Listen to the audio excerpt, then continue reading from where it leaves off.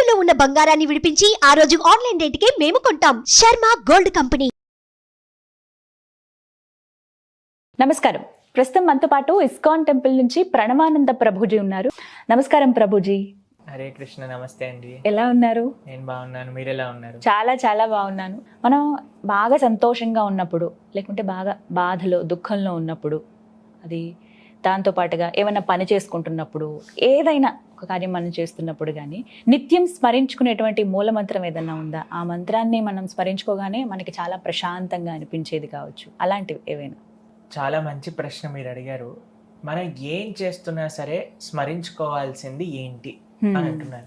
మనకి శాస్త్రంలో చెప్పారు, సాంకేత్యం పారిహాసం స్తోహం హేళనమేవవా వైకుంఠనామ గ్రహణం అశేషాకహరం విదుహు అని భాగవతం మనకి చెప్తుంది అనమాట. ఏం చేసినా, ఎక్కడున్నా, ఏ పరిస్థితిలో ఉన్నా సరే మనం భగవంతుడి యొక్క నామాన్ని నిరంతరము కూడా స్మరించుకోవచ్చు అని చెప్తుంది మన శాస్త్రం. ఎలాంటి పరిస్థితుల్లోనైనా, ఎటువంటి పరిస్థితుల్లోనే ఉన్నా సరే. మనకి ఒక ఉదాహరణ చెప్తాను. మనకి ఈ స్టోరీ మీరు వినే ఉంటారు. రామదాసుని ఇక్కడ మన గోల్కొండ ఫోర్ట్ లో జైల్లో పెట్టేస్తారు. పెట్టేసి ఆయనకి ఇలా ఉప్పుతో చేసిన చపాతీలు ఇస్తూ ఉంటారు. అందులో పిండి చాలా తక్కువగా ఉంటుంది, ఉప్పు ఎక్కువ వేసి మనం పెడతారు. సినిమాలో కూడా మీరు చూసే ఉంటారు ఆయనకి. అప్పుడు ఆయన చెప్తారనమాట, శ్రీరామ నీ నామం ఏమి రుచిరా అని అంటూ ఉంటారు.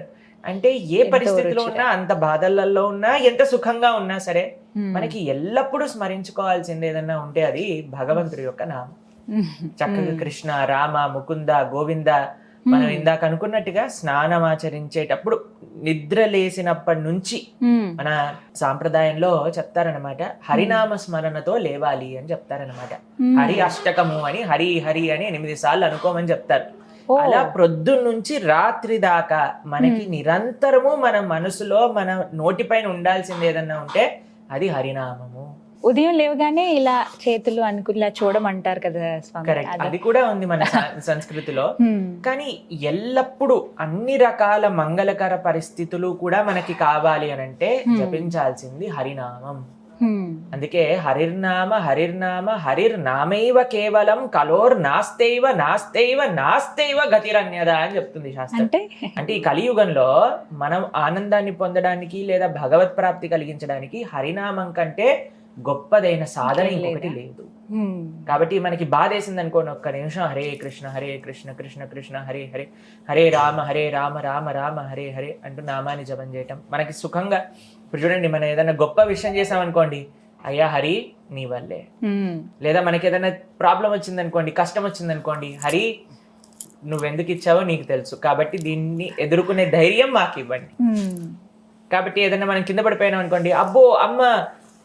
ఆశ్చర్యం ఏంటో తెలుసా అండి, ఈ మధ్య మేము చూసాము, మేము ఎయిర్పోర్ట్ లో నుంచి నడుచుకుంటూ వస్తున్నాం అనమాట. ఒక చిన్న పిల్లవాడు పడిపోయాడు. పడిపోతే ఏమంటుండో తెలుసా, షట్ అన్నాడు. అలాగే నేను అనుకున్నారే, దీనికంటే కింద పడితే కనీసం కృష్ణ అని ఉంటేనే బాగుండేది కదా. ఇప్పుడు మనం ఏం చూస్తున్నామో, ఏం వింటున్నామో అదే మన మనసులోకి వస్తూ ఉంటుంది. మీరు చూసారనుకోండి, దాన్ని ఒకసారి మా ఫ్రెండ్ ఒక ఆయన ఉండేవాడు అనమాట. చిన్నప్పటి నుంచి నాకు తెలుసు ఆయన. అయితే సడన్ గా నన్ను పిలుస్తూ ఏ మామా అని అన్నాడు. నేను అన్న ఏంటి ఈ రోజు ఇలా అంటున్నారు అని అంటే, ఎవరో అంటుంటే పికప్ చేసేసాడు అనమాట ఆ వర్డ్. లేదా కొన్ని రోజుల తర్వాత మామ వదిలేసి గురు అనటం ప్రారంభం చేశాడు. ఎందుకు అని అంటే, ఏది ట్రెండ్ అవుతుందో, ఏది సినిమాలో చూస్తున్నామో అలా పిలుస్తూ ఉంటారన్నమాట. కానీ అదే మనకి భగవంతుడి యొక్క నామం అలవాటు అవుతే, మనకి అజామిలుడు అని భాగవతంలో ఒక వృత్తాంతం వస్తుంది.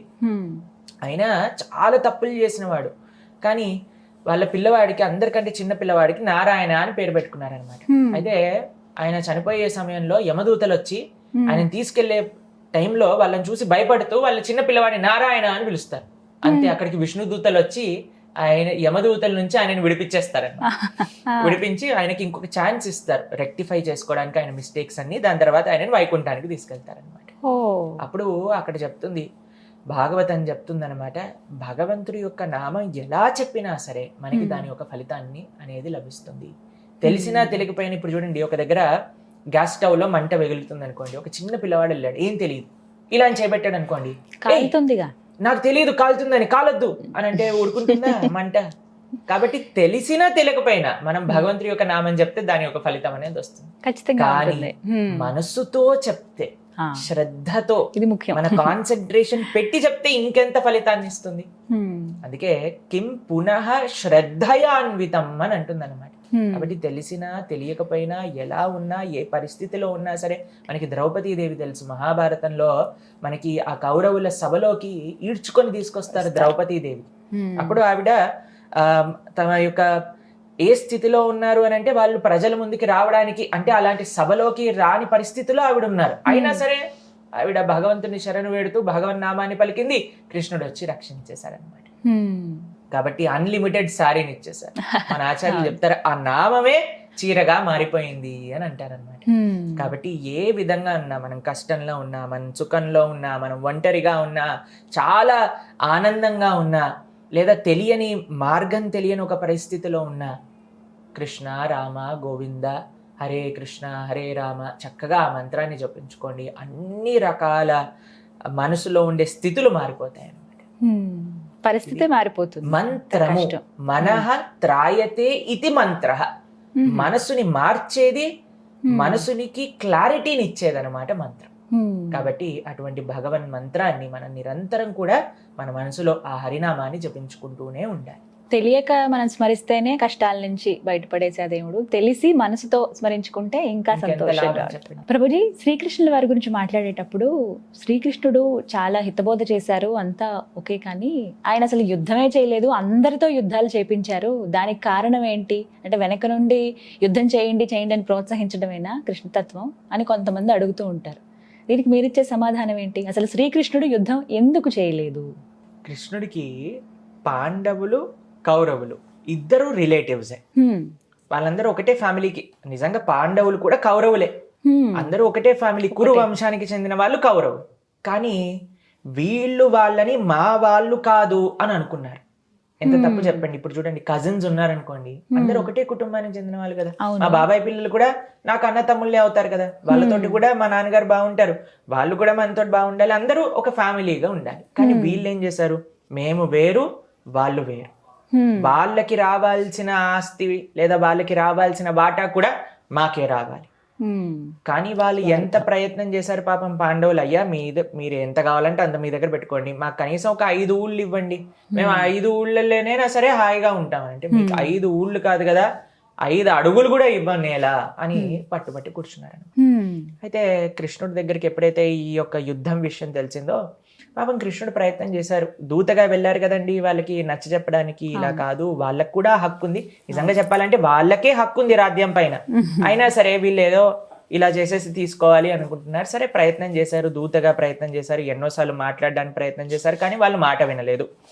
ప్లస్ మీకు ఒక విషయం చెప్తాను, చాలా మంది ఏమంటారు తెలుసా అండి, కృష్ణుడు యుద్ధం ఎందుకు చేయించారు, ఇంత పెద్ద యుద్ధం అవసరమా, శాంతి కోరుకోవాలి కానీ యుద్ధం ఎందుకు చేయించాలి?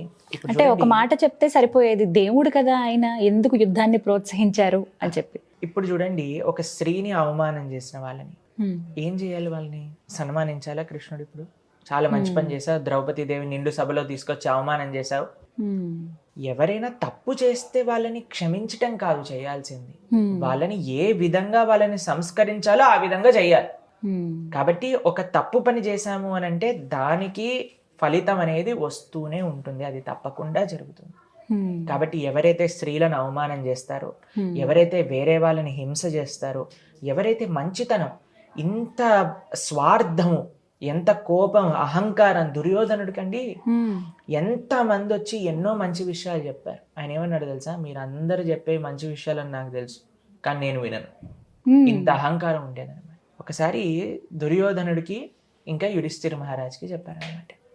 దుర్యోధనుడికి చెప్పారు, అయ్యా నీకంటే గొప్పవాళ్ళు ఈ ప్రపంచంలో ఎవరైనా ఉన్నారా, ఒకసారి చూసిరా అని చెప్తారు. అదే యుధిష్ఠిరికి కూడా చెప్తారనమాట. అయితే దుర్యోధను వెళ్ళి తిరిగి వచ్చి చెప్తారు, నాకంటే గొప్పవాడు ఈ ప్రపంచంలో ఎవ్వరు లేడు, నేనే అందరికంటే గొప్పవాడిని. అటువంటి యుధిష్ఠిరుడు ఏమంటారు తెలుసా అండి, అయ్యా అందరూ ప్రపంచంలో నాకంటే గొప్పవాళ్లే, నేనే అందరికంటే చిన్నవాడిని.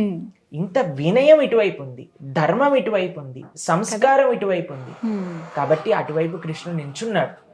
కానీ ఒక విధంగా చూస్తే ఇద్దరు రిలేటివ్సే కాబట్టి కృష్ణుడు అనుకున్నాడు, ఆయన కూడా చాయిస్ ఉంటుంది కదండి, ఆయన అనుకున్నాడు నేను యుద్ధం చెయ్యను అని అంటే అస్త్రాన్ని పట్టను, కానీ నేను కావాల్సిన కౌన్సిలింగ్ నేను ఇవ్వగలుగుతా ఎవరైనా నన్ను అడిగితే. తర్వాత నా సైన్యం యుద్ధం చేస్తుంది అని ఆయన ఆప్షన్ ఇచ్చారు. నేనైతే యుద్ధం చెయ్యను, ఉత్తిగా కూర్చుంటా, నేను కావాలా, నా నారాయణి సైన్యం కావాలా అనగానే దుర్యోధన అనుకున్నాడు, ఈ అస్త్రం పట్టణ ఆయన నేనేం చేసుకుంటా. కాబట్టి మనసులో కంగారు ఉండేదన్నమాట దుర్యోధనుడికి, ఎక్కడ అర్జునుడు నారాయణి సైన్యాన్ని అడిగేస్తారేమో అని. కానీ ఆయన మాత్రం అడగలేదు. ఆయన మాత్రం నాకు కృష్ణుడు కావాలి అని అన్నాడు. దుర్యోధనుడు నాకు నీ సైన్యాన్ని ఇచ్చేయి అని చెప్పారు. కానీ మీకు ఒక విషయం చెప్తానండి, ఎంత బలం ఎవరి దగ్గరైనా ఉన్నా, ఎవరి దగ్గర అయితే కృష్ణుడు ఉంటాడో అక్కడే విజయం ఉంటుంది. వాళ్ళే బలం. ఎత్ర యోగీశ్వర కృష్ణో ఎత్ర పార్థో ధనుద్ధర తత్ర శ్రీ విజయో భూతిర్ధ్రువామి తిర్మమ. భగవద్గీతలో చెప్పారు, ఎక్కడ కృష్ణుడు ఉంటే, ఎక్కడ అర్జునుడు ఉంటే అక్కడే విజయం ఉంటుంది. కాబట్టి ఆ కృష్ణుడు అస్త్రాన్ని పట్టుకున్నాడా పట్టుకోలేదా దాంతో సంబంధం లేదు. స్వామి ఎక్కడైతే ఉంటుందో అక్కడే ధర్మం గెలుస్తుంది. స్వామి ఎక్కడ ఉంటాడో, ఎక్కడైతే ధర్మం ఉంటుందో అక్కడే భగవంతుడు ఉంటాడు. కానీ మనం చూస్తాం, చాలా మంది అడుగుతారు, సరే కృష్ణుడు మహాభారత యుద్ధంలో అస్త్రాన్ని పట్టను అని చెప్పారు. కానీ భీష్మ పితామహ పైన చక్రాన్ని పట్టుకొని పరిగెత్తుతూ ఆయన పైన యుద్ధం చేయడానికి వెళ్తారనమాట. ఎందుకు అనంటే ఆ రోజు అర్జునుడికి ఎన్ని బాణాలు సంధించారంటే ఆల్మోస్ట్ ఇంకా అర్జునుడు తన యొక్క ప్రాణాన్ని వదిలిపెట్టే అంత స్థితిలోకి వచ్చేసారు, అంత క్షీణింపజేసేసారనమాట భీష్ముడు అర్జునుడిని. అప్పుడు కృష్ణుడు ఇంకా ఓర్చుకోలేకపోయారు. వెంటనే కిందికి దూకేసి అక్కడ ఉండే రథం యొక్క చక్రం పట్టుకొని భీష్ముడి పైకి పరిగెత్తుతూ వెళ్తుంటే భీష్ముడు ఆ యొక్క ఆనందంతో తన అస్త్రాన్ని వదిలిపెట్టేశారు అనమాట. అర్జునుడేమో వెనకాల కృష్ణుడు పాదాన్ని పట్టుకొని ఇలా, కృష్ణుడు అసలు ఆగట్లేదు, ఎంత ఆపినా సరే. అర్జునుడి యొక్క పాదాలు ఉన్నాయి కదా, అవి భూమిలో కూరుకుపోయాయి అనమాట. అంతగా ఫోర్స్ఫుల్ గా ఆపడానికి ప్రయత్నం చేస్తున్నా కృష్ణుడు ఆగబట్టలేదు. అయితే చాలా మంది అంటారు, చూసారా ఇక్కడ కృష్ణుడు ప్రతిజ్ఞ భంగం చేశారు అని. కానీ ఆయన ఒక ప్రతిజ్ఞ భంగం చేస్తూ ఇంకొక ప్రతిజ్ఞ నిలబెట్టుకున్నారు. ఏంటో తెలుసా? తాను నమ్ముకున్న భక్తుల్ని తాను ఎప్పుడు ఎలాగైనా సరే కాపాడుకుంటా. కాబట్టి కృష్ణుడు is not a self centric God. నేను ప్రతిజ్ఞ చేశా కాబట్టి నేను అస్త్రాన్ని పట్టుకోను, వీడేమైనా అనుకోని అని అనుకోలేదండి. అక్కడ నన్ను జనాలు ఏమన్నా అనుకోని, కానీ నేను నా భక్తుని కాపాడుకుంటా అని తన ప్రతిజ్ఞను తానే భంగం చేసుకుంటూ భీష్ముడి దగ్గరికి వెళ్ళారు యుద్ధం చేయడానికి. భీష్ముడు లాస్ట్ అంపశయ్య పైన పడుకున్నప్పుడు ఏం చెప్తారో తెలుసా? ఏ దృశ్యం అయితే నేను ఆ రోజు చూశానో, నన్ను చంపడానికి కృష్ణుడు ఎలా అయితే చక్రం పట్టుకొని వస్తున్నాడో ఆ స్వామి ఎల్లప్పుడూ నా మనసులో ఉండుగాక. ఎందుకంటే తన భక్తుల్ని కాపాడుకోవడానికి తనిచ్చిన మాటనే తాను అది ప్రాదోలి వెళ్తున్నారు అని. అంటే ఎంత ప్రేమ కృష్ణుడికి తన భక్తులు అంటే అని చెప్తారనమాట. అందుకే కృష్ణుడు భగవద్గీతలో అర్జునుడితో చెప్పిస్తాడనమాట, కౌంతేయ ప్రతిజానేహి నమే భక్త ప్రణశ్యతి అని ఒక వాగ్దానం చేశారు. నన్ను నమ్ముకున్న వాడికి నేను ఎప్పుడూ అన్యాయం చేయను, ఆయన నేను కాపాడుకుంటా అని కృష్ణుడు చేసిన ప్రతిజ్ఞ. ఇలాంటి బోల్డ్ గా చెప్పి నేను ఫుల్ రెస్పాన్సిబిలిటీ తీసుకుంటా అని చెప్పిన ఏకైక వ్యక్తి మన కృష్ణుడు అనమాట. భగవద్గీతలో మనకు అది వస్తుంది. కాబట్టి ఇక్కడ చాలా మంది అడుగుతారు, ఏంటి ప్రశ్న అంటే, కృష్ణుడే ప్రతిజ్ఞ చేయొచ్చు కదా, అర్జునుడితో ఎందుకు చేయించాడు అని అంటే, కృష్ణుడు అనుకున్నాడట, నేను చిన్నప్పటి నుంచి ఎన్నో ప్రతిజ్ఞలు చేశా, దాన్ని భంగం చేసేసాను. ఎందుకంటే తన భక్తుల్ని కాపాడుకోవడానికి, లీల చేయడానికి. కానీ తన భక్తులు చెప్పిన మాటని నేను ఎప్పుడు కూడా దాటను. కాబట్టి తన భక్తుడైన అర్జునుడితో చెప్పించారు, కంగారు లేదు, కృష్ణుడు భక్తి చేయండి, ఆయన కాపాడుకుంటారు. కాబట్టి ఇంత ప్రేమ కృష్ణుడికి తన భక్తులంటే, తన భక్తులకి కృష్ణుడు అంటే అంత ప్రేమ. భీష్ముడు అండి చిట్ట చివరి దశలో ఇదే విషయం చెప్తారు, ఎప్పటికీ కూడా అదే కృష్ణుడు నా మనసులో ఉండుగాక. కాబట్టి ఆ స్వామి యొక్క ప్రేమ, ఆ స్వామి యొక్క లీల, ఆ స్వామి యొక్క వైభవం మనం అర్థం చేసుకోవాలంటే శ్రీమద్ భాగవతాన్ని మనం అధ్యయనం చేయాలి, శ్రీమద్ భాగవతాన్ని వినాలి. అందుకే మనం కూడా శ్రీమద్ భాగవతాన్ని 47 పార్ట్స్ గా సంపూర్ణ భాగవతాన్ని చెప్పాం. ఎప్పుడైతే మనం భగవంతుడి గురించి వింటామో, ఎప్పుడైతే మనం భగవంతుడి గురించి తెలుసుకోవడానికి సమయాన్ని ఇస్తామో, అప్పుడే వాళ్ళు అర్థం అవుతారు. ఇప్పుడు చూడండి, ఎవరిని ఈ ప్రపంచంలో అర్థం చేసుకోవాలన్నా సమయం కేటాయించాలి కదండి. వాళ్ళ గురించి తెలుసుకోవాలంటే వాళ్ళు చేసేదేంటి, వాళ్ళ గురించి తెలుసుకున్నప్పుడు. అందుకే మనం కూడా భగవంతుడి గురించి తెలుసుకోవాలి అని అంటే భాగవతం వినాలి, భగవద్గీత చదువుకోవాలి, అప్పుడే స్వామి గురించి తెలుస్తుంది. ప్రభుజీ, ప్రతి హిందూ ఇంట్లో రామాయణం, మహాభారతం ఉండాలంటారా? ప్రతి హిందూ ఇంట్లో భారతం, భాగవతం, రామాయణం, గీత ఉండాలంటారా అనే ప్రశ్నని ఒక చిన్న విషయం మారుస్తాను నేను. మ్మ్. ఎవరింట్లో అయితే గీత భాగవతం ఉంటాయో వాళ్ళే హిందువులు. ఖచ్చితంగా ఉండాల్సిందే అంటున్నారు అయితే మీరు. మన శాస్త్రం లేకపోతే భగవంతుడి గురించి ఎలా తెలిసింది? శాస్త్రమే ప్రమాణం భగవంతుడి గురించి చెప్పేది. యస్మాత్ శాస్త్రం ప్రమాణంతే కార్యాకార్య వ్యవస్థితం ధర్మస్తు సాక్షాత్ భగవత్ ప్రణీతం సనాతన ధర్మం. ఎవరు స్థాపన చేసింది? సాక్షాత్తుగా భగవంతుడు స్థాపన చేసింది. ఆ ధర్మం గురించి మనకి ఎలా తెలుస్తుంది? గీత, భాగవత, రామాయణాదుల నుంచి తెలుస్తుంది. కాబట్టి ఎవరైతే ఇంట్లో ఈ పుస్తకాలను ఉంటాయో, లేదా కేవలం ఉంచుకోవటం అంటే, మేము ఒకసారి ఒకళ్ళ ఇంటికి వెళ్ళామండి. అయితే వాళ్ళకి మేము ఒకసారి వెళ్ళినప్పుడు ఒక గీతా పుస్తకాన్ని ఇచ్చామన్నమాట గిఫ్ట్ గా. అయితే ఒక సంవత్సరం తర్వాత వెళ్ళాక కూడా ఆ గీత అలానే ఉంది, కనీసం కవర్ కూడా తీయలేదన్నమాట. ఇప్పుడు మేము వాళ్ళని అడిగా, అయ్యా ఏమైందమ్మా, నేను లాస్ట్ ఇయర్ కదా మీకు పుస్తకం ఇచ్చింది అంటే, ప్రభుజీ మళ్ళీ మీరు వచ్చినప్పుడు దీన్ని తీద్దామని వెయిట్ చేస్తున్నాం ప్రభు, ఇప్పుడు మీరు కవర్ తీసి ఇవ్వండి మాకు అని చెప్పారనమాట. నేనన్నా, అమ్మ నెక్స్ట్ ఇయర్ కోసం వెయిట్ చేయకండి, పేజ్ ఓపెన్ చేయడానికి ఇప్పటి నుంచే చదవటం ప్రారంభం చేయండి అని. కాబట్టి చాలా మంది ఇంట్లలో ఉంటాయండి, నేను కూడా చూస్తాను, పూజ రూమ్ లో ఉంటాయి, వాటికి ఆరతి వేసి బుక్ పైన పువ్వు పెడతారనమాట. బుక్ ఉన్నది ఆరతి ఇచ్చి పువ్వు పెట్టడానికి కాదు, బుక్ ఉన్నది చదవడానికి. ఇప్పుడు నేను ఇంజనీరింగ్ చేసేటప్పుడు నా పుస్తకాలన్నీ తీసి పూజ రూమ్ లో పెట్టి ఆరతిస్తే ఏమన్నా జ్ఞానం మనసులోకి ఎక్కుతుందా ఏంటి? ఒకళ్ళు చెప్పారనమాట మాకు ఇంజనీరింగ్ చదువుతున్నప్పుడు. అప్పట్లో ఏదో డిస్కషన్ వచ్చింది, ఆ డిస్కషన్లో చెప్పారు ఒక ఆయన, నేను చాలా బాగా ఎందుకు నాకు సబ్జెక్ట్స్ అబ్బుతాయి అని అంటే, నేను పుస్తకం తీసుకొని నా మెత్త కింద పెట్టుకొని పడుకుంటాను, చాలా వస్తుంది, అందుకోసం తలలోపలికి వెళ్ళిపోతాయి నాకు అని అంటే, పాప నమ్మి నా రూమ్మేట్ స్టార్ట్ చేశాడు అనమాట అలా చేయటం. బుక్ తీసుకొని తల కింద పెట్టుకొని పడుకోవడం. తర్వాత నెక్స్ట్ ఎగ్జామ్ లో ఫెయిల్ కూడా అయిపోయాడు దానివల్ల. అయ్యో. కాబట్టి కేవలం తలపైన పెట్టుకోవడం, షెల్ఫ్ లో పెట్టుకోవడం, ఆరతి బొటం పువ్వు పెట్టేంత జ్ఞానం కాదండి. మనం ఆ పుస్తకాలను అధ్యయనం చేయాలి, గీతను చదవాలి, భాగవతాన్ని చదవాలి, వినాలి. ఉండాలి అన్నారు కాబట్టి ఎందుకు ఉండాలి ఇంట్లో? ఎందుకు ఉండాలి అని అంటే, ఉంటే అది చదువుతాం కాబట్టి. ఉండకపోతే ఇప్పుడు అట్లీస్ట్ మన కళ్ళ ముందు కనిపించినప్పుడు అట్లీస్ట్ మనం చదవడానికి ప్రయత్నం చేస్తాం. మీకు ఒక విషయం చెప్తాను. మా ఇస్కాన్ భక్తులు ఒకరు, మనం చూస్తూనే ఉంటాం, డివోటీస్ భగవద్గీత డిస్ట్రిబ్యూట్ చేస్తూ ఉంటారు. చాలా మంది అడుగుతారు, మీరు ఎందుకు రోడ్డు పైన భగవద్గీత నమ్ముతున్నారు అని. ఈ విషయాన్ని మీరు జాగ్రత్తగా వినండి ఏమైందో. అయితే ఒకళ్ళు ఇలా రోడ్డు పైన భగవద్గీతని డిస్ట్రిబ్యూట్ చేస్తూ ఉంటే ఆయన కార్లో వచ్చారనమాట. అయితే ఆయన సరే అని ఒక పుస్తకం ఇచ్చారు, వాళ్ళు ఇలా గ్లాస్ తీయంగానే పుస్తకం లోపల పెట్టారు. సరే అని తీసుకున్నారు, తీసుకొని ఇంటికి వెళ్ళిపోయి పెట్టేసుకున్నారు. అంతా అయిపోయింది. ఆ రోజు ఆ వ్యక్తి రాత్రిపూట సూసైడ్ చేసుకోవాలి అని అనుకున్నారనమాట. అయితే ఇది తర్వాత ఎలా తెలిసిందో మీకు ఈ విషయాలన్నీ చెప్తాను. అయితే సూసైడ్ చేసుకోవడానికి అప్పుడు వెళ్తూ ఉన్నప్పుడే పాయిజన్ కూడా తెచ్చిపెట్టుకున్నాడు ఆయన కార్లో. రాత్రిపూట సూసైడ్ చేసుకోవడానికి పాయిజన్ తాగుదాము అనుకునే లోపల, సరే ఒక 2 నిమిషాలు ఏదైనా భగవంతుడికి సంబంధించిన శ్లోకమైనా చదువుతాను, భగవంతుడి కృప చనిపోయే ముందైనా దొరుకుతుంది అని చూసేసరికి, అరే ఈ రోజే కొన్న గీత ఉంది కదా అని గీతని తీశాడు బయటికి. 1 శ్లోకం చదివారు, 2 శ్లోకం చదివారు, 3 శ్లోకాలు చదివారు. రాత్రంతా గీత చదువుతూనే ఉన్నారు. ఆలోచన పోయింది. ఇంకా పుస్తకం మూసేసి అక్కడ అడ్రస్ చూసి వెంటనే టెంపుల్కి వెళ్ళి, టెంపుల్ భక్తుల కాళ్ళ పైన పడ్డారనమాట. అయ్యా నేను చనిపోవాలి అని పాయిజన్ తీసుకొని వెళ్ళిన వ్యక్తిని ఈ గీత బ్రతకడానికి ఒక పర్పస్ ని మాకు ఇచ్చింది అని. ఇప్పుడు ఆయన సిన్సియర్ డివోటీ, దీక్ష కూడా అయిపోయి చక్కగా ప్రతిరోజు నియమంగా చేస్తూ ఎంతో ఆనందంగా కుటుంబ సభ్యులందరూ ఫ్యామిలీతో బ్రహ్మాండంగా ఉన్నారు, ఆనందంగా ఉన్నారు. ఇలాంటివి ఎన్ని వేల కేస్ స్టడీస్ మనం చూసాం. కాబట్టి గీత ఇంట్లో ఉండి ఏదో మేము సూసైడ్ ఆలోచన వచ్చినప్పుడే గీత పట్టుకుంటాం అనుకోకండి. దీని ఆ సారాంశం ఇది కాదు. అటువంటి ఆలోచనలే కాకుండా ఎప్పుడు కూడా ఆనందంగా, ధార్మికంగా ఎలా మనం ఉండాలి, 10 మందితో ఎలా ఉండాలి అని నేర్పించేదే గీత. అయితే చదివేటప్పుడు కూడా చాలా మంది ప్రారంభిద్దాం అనుకున్నప్పుడు ముహూర్తాలు చూస్తూ ఉంటారు. ఈ టైంలో రేపు స్టార్ట్ చేద్దాం, మంచి రోజున స్టార్ట్ చేద్దాం ఇలా అని అనుకుంటారు. ఈ సమయం నుంచి ఈ సమయంలోగా మనం చదివేద్దామని ఇలా నియమాలు పెట్టుకుంటూ ఉంటారు. అది రామాయణం విషయంలో కావచ్చు, భగవద్గీత కానీ, భారతం కానీ, ఏదైనా కూడా. అలా ఉండడం కరెక్టే అంటారా? మనకి చూడండి ఎంత విశేషం, తినడానికి ముహూర్తం పెట్టుకుంటామండి.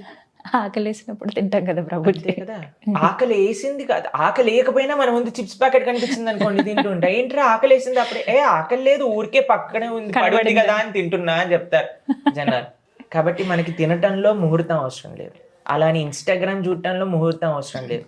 టీవీ సీరియల్ చూడటంలో ముహూర్తం అవసరం లేదు. హ్మ్. మరి కేవలం గీతా భాగవత రామాయణాలు చదవటంలో ముహూర్తం, అది కూడా ఎటువంటి ముహూర్తమో తెలుసా అండి? ఎప్పుడు రాని ముహూర్తం. చాలా మంది మాకు తెలుసు, ప్రభుజీ ఈ కృష్ణాష్టమి నుంచి గీత చదువుతాను హ్మ్. అని చెప్తారు.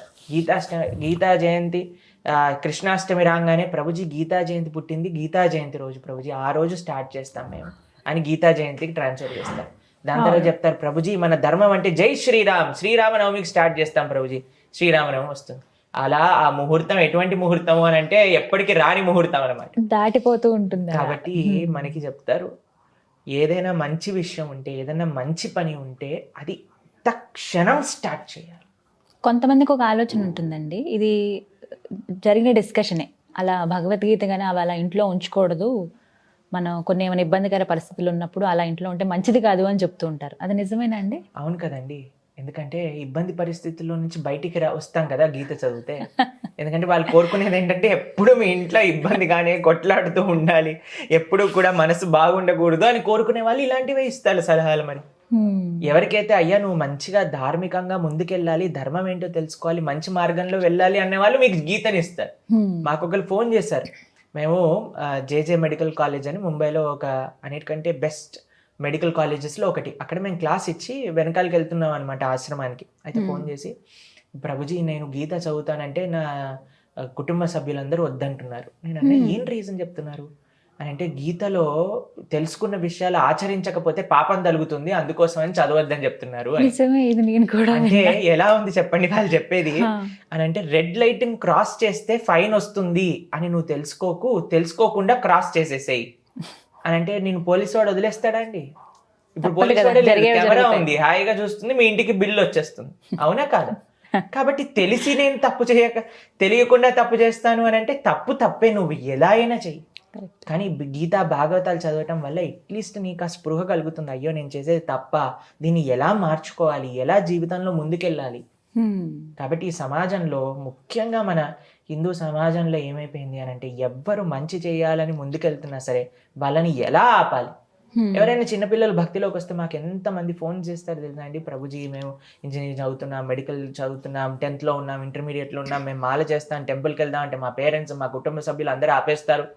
ఎందుకు వెళ్తున్నారు, ఎందుకు మీకు చిన్న వయసులో ఇంత భక్తి? ఇదే మాట అంటే భగవద్గీత గాని రామాయణం గాని గీత చదవాలి అని అంటే గనక ఒక 60 ఏళ్ళు వస్తే చాలు, ఇలా పుస్తకం ముందు పెట్టుకుని ఇంకేం ఉండదు, అప్పుడు రిటైర్ అయిపోతారు, అన్ని పనులు అయిపోతాయి కాబట్టి అప్పుడు కృష్ణారామ అనుకుంటూ ఉండాలి, అప్పుడు కరెక్ట్. ఇప్పటి నుంచి ఎందుకు మీరు ఇంత చిన్న వయసులో చదువుతున్నారని చెప్పి చాలా మంది క్వశ్చన్ చేస్తారు. 60 ఏళ్ళు అయిపోయాక కనిపించని కూడా కనిపించదు గీతలో ఏం రాసింది అని, అప్పుడు చదివి ఏం లాభం చెప్పండి. కాబట్టి ఎప్పుడు చదవాలి అని అంటే, ఇప్పుడు మీకు ఒక విషయం చెప్తాను, పోలియో డ్రాప్స్ గురించి మీరు విన్నారా? పోలియో డ్రాప్స్ మనం చిన్నగా ఉన్నప్పుడు వేయాలి, లేకపోతే మనకి పోలియో ఇన్ఫెక్ట్ అయ్యి కాళ్ళు చేతో మనకి పని చేయడం ఆపేస్తుంది నాకు తెలుసు. లేదా మనం ఇలా అనుకోను, అయ్యో మేము పోలియో డ్రాప్స్ అవన్నీ వేయము, మా పిల్లవాడు ఎప్పుడైతే పెద్దగా అడుగుతాడో అప్పుడు ఇస్తాం మేము అని అంటే ఎలా ఉంటుంది వాడికి? కాబట్టి మనకి తెలియాలి ఏ సమయంలో ఏది ఇవ్వాలి అని. ఇప్పుడు ఇవ్వకపోతే, చిన్నప్పుడు ఇవ్వకపోతే పెద్దగా అయ్యాక వాళ్ళు ఎటువంటి స్థితిలో ధర్మం అర్థం చేసుకోవడానికి రెడీగా ఉండరు. ఇప్పుడు మాకు పేరెంట్స్ ఫోన్ చేసి ఏం చెప్తారు తెలుసా, ప్రభుజీ మా పిల్లవాడికి ఏదైనా మంచి విషయాలు చెప్పండి ప్రభుజీ, వాడికి మంచి మార్గంలో పెట్టండి ప్రభుజీ. మీరు చేసిందంతా చేసేసి ఇప్పుడు నేను మొత్తం జీవితంలో పాడైపోయాక ఇప్పుడు నేను ఏం మంచి మాటలు చెప్తే ఎలా వింటారు చెప్పండి? కాబట్టి ఇప్పుడు మా పిల్లవాడు వినట్లేదు ప్రభుజీ, మొండైపోయాడు ప్రభుజీ, కోపం ప్రభుజీ, ఇంట్లో ఉన్న సామాన్లన్నీ ఎత్తేస్తా. జస్ట్ డే బిఫోర్ ఎస్టర్డే నాకు ఈ కాల్ వచ్చిందనమాట. కాల్ చేసి ప్రభుజీ అస్సలు వినట్లేదు పిల్లవాడి, ఏం చెప్పినా వినట్లేదు, అస్సలు మా చెయ్యి దాటిపోయారు ప్రభుజీ అని చెప్తాను. నేను అన్నానమ్మా ప్రయత్నిస్తాను నేను మాట్లాడడానికి, ఒకసారి చూద్దాము అని. But he was not interested.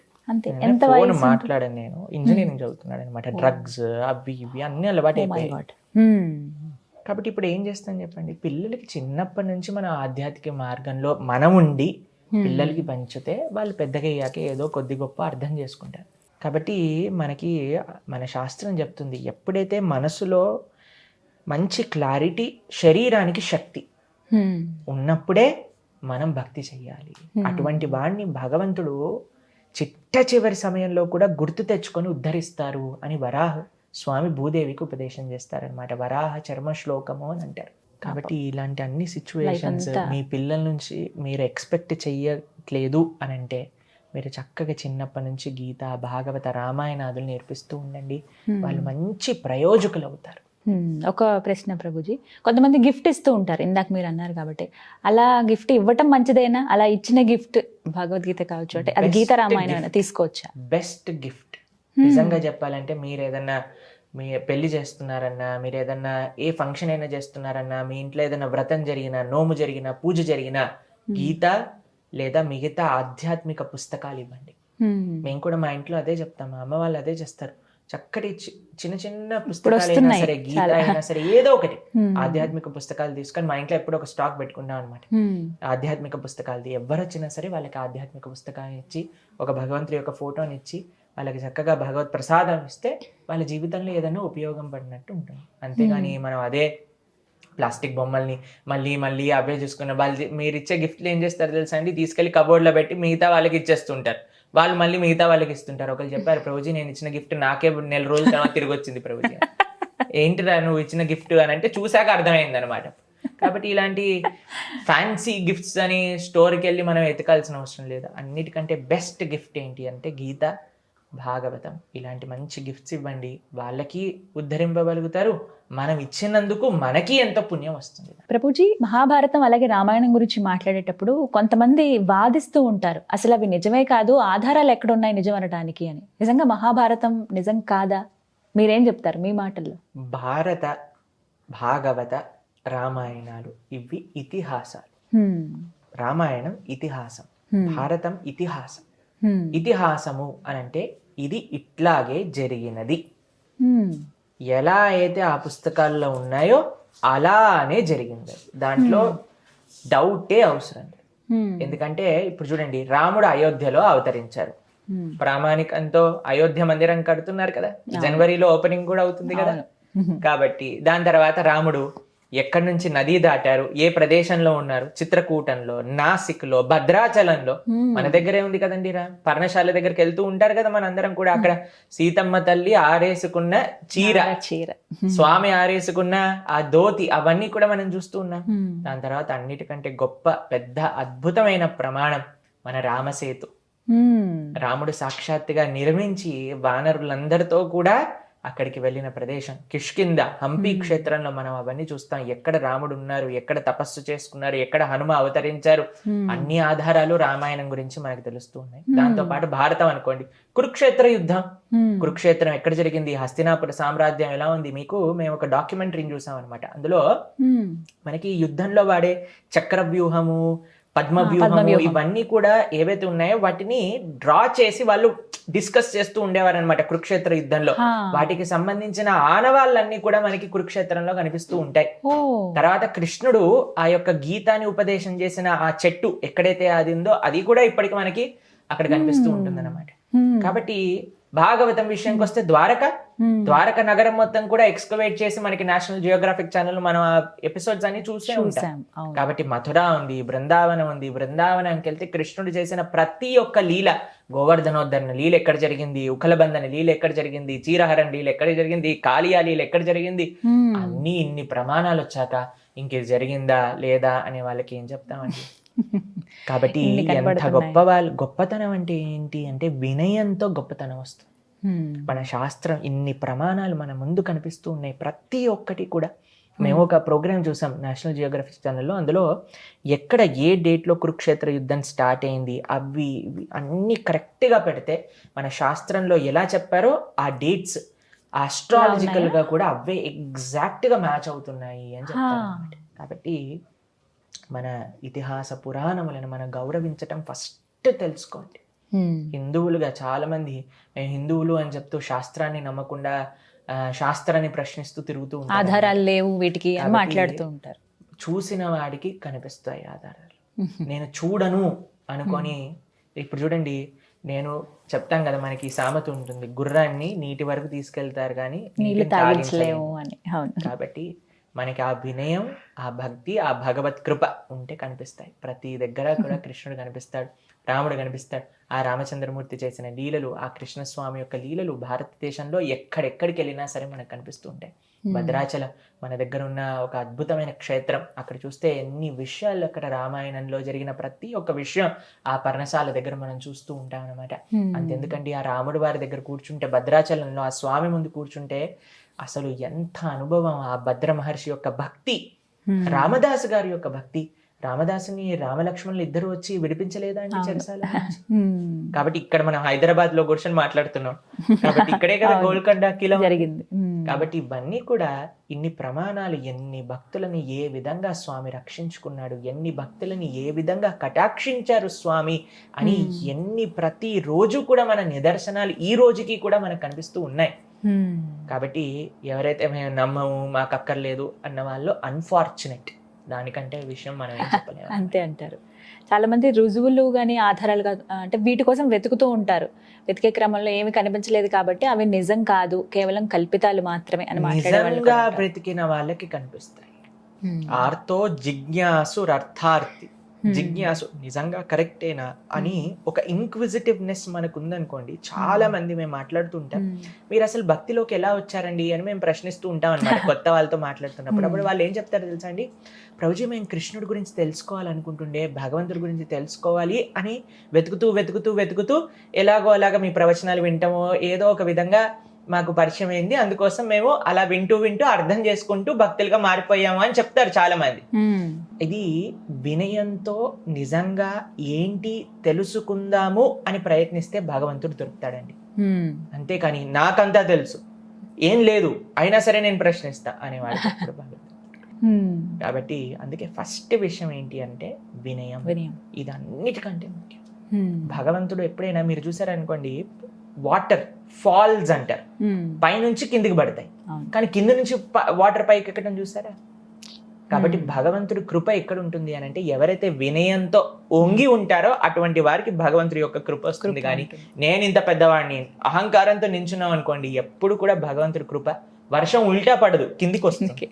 కాబట్టి ఆ కృప వర్షంతో సమానం అనమాట. ఆ వర్షం ఎవరైతే కింద ఉంటారో వాళ్ళపైన పడుతుంది. అందుకే అహంకారాన్ని పెట్టేయండి, నాకు మొత్తం తెలుసు, నేను అనుకున్నదే సత్యము అనే భావనను విడిచిపెట్టండి. ఫస్ట్ అది మన జీవితంలో ముఖ్యం. అది ఎప్పుడైతే విడిచిపెడతామో నెక్స్ట్ మనకి ఆధ్యాత్మిక మార్గంలో ఎటువంటి ఇబ్బందులు రావు.